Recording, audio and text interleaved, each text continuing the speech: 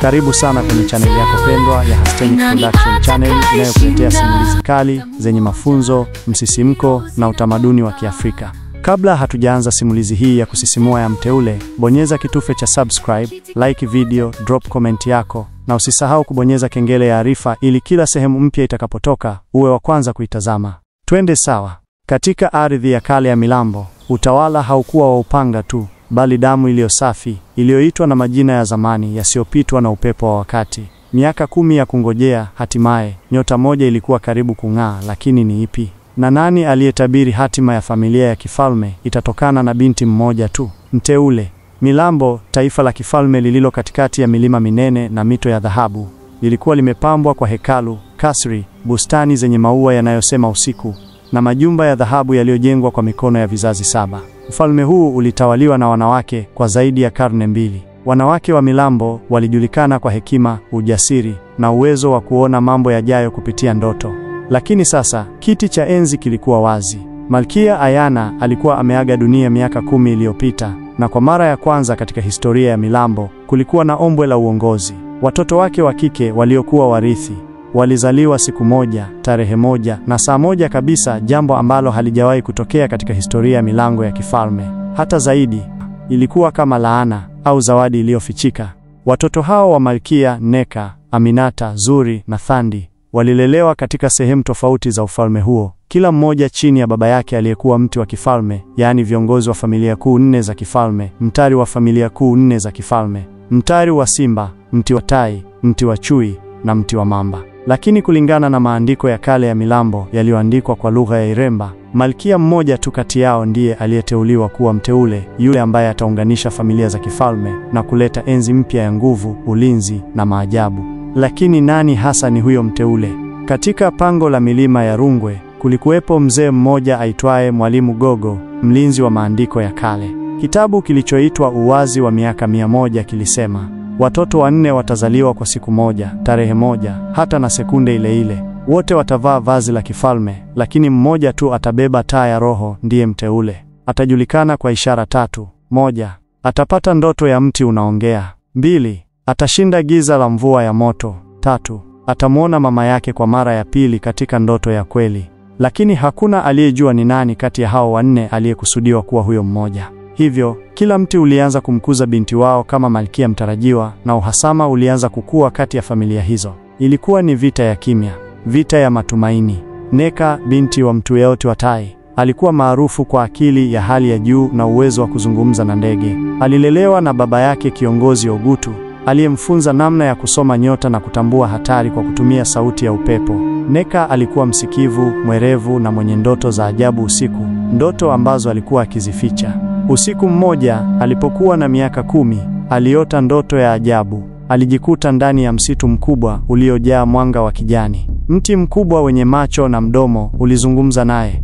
Umefika, lakini bado hujajua jina lako la kweli. Alipoamka, hakuweza kuelewa maana yake. Alimwambia bibi yake, lakini nyanya alimwambia, ndoto ya mti unaongea haijawahi kumtokea mtu yoyote ila mteule. Aminata, mtoto wa Mtuyeoti wa Simba, alizaliwa na kipawa cha kushawishi watu kwa maneno matamu. Alikuwa mkarimu, mwenye huruma, lakini wakati mwingine mkimya mno. Baba yake, Chief Malik, alimfundisha kuwa viongozi wazuri hawapigi kelele, hutoa amri kwa ishara tu.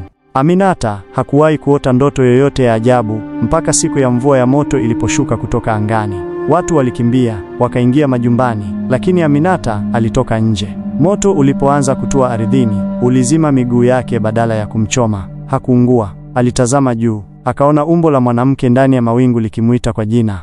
Amina tua, usisahau, damu yako inaita urithi. Hii ilikuwa ni ishara ya pili ya kitabu cha kale kushinda mvua ya moto. Baba yake aliamini na akaanza kutangaza kimya kimya kuwa Aminata ndiye mteule. Wakati familia zikianza kujipanga kuwasilisha binti zao kwa umma mwaka unaofuata, siku ya miaka yao 11, mzee Gogo alituma ujumbe wa siri kwa kasri la kifalme. Iwapo mlichosoma ndicho mnachoamini, basi tafuteni huyo aliyemuona mama yake kwa mara ya pili. Katika kijiji cha mwisho wa mto Mkalamo, binti wa mwisho Zuri alikuwa ameanza kuishi maisha ya kawaida. Baba yake alijitoa kwenye mchakato wa kifalme, akiamini kuwa si lazima mtoto wake apitie hayo. Lakini Zuri alianza kuota ndoto moja mara kwa mara. Mwanamke aliyevaa vazi jeupe, mwenye uso wake mwenyewe lakini wa zamani, akimwambia, "Sikuja kukuchukua, nimekuja kukupa silaha."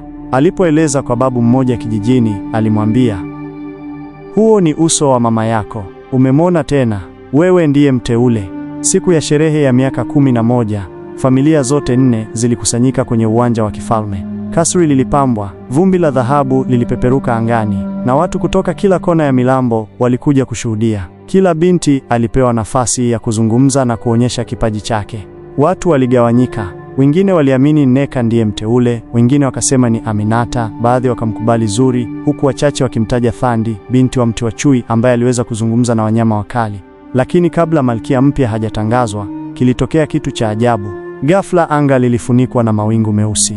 Umeme ukapiga juu ya kasri. Ardhi ikatikisika. Ndani ya jukwaa kuu, mti mkubwa ukaota ghafla katikati ya uwanja. Mti ule ukatoa sauti nzito. "Mteule yupo miongoni mwenu, lakini si yule mnayemjua. Katika damu ya malkia kuna siri, mmoja wao si wa kifalme." Watu wote wakashtuka, wakatazamana. Baba wanne wakainuka. Mti ukasema tena, "Ukweli wa nasaba utaamua mustakabali wa Milambo, na mmoja wenu ameficha ukweli kwa miaka 10."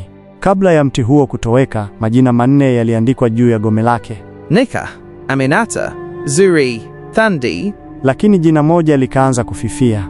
Jina la Thandi likatoweka kabisa. Watu walipiga kelele. Baba wa Thandi alichukuliwa na walinzi wa kifalme. Kitabu kikafunguliwa mbele ya watu wote na ukweli ukafichuka.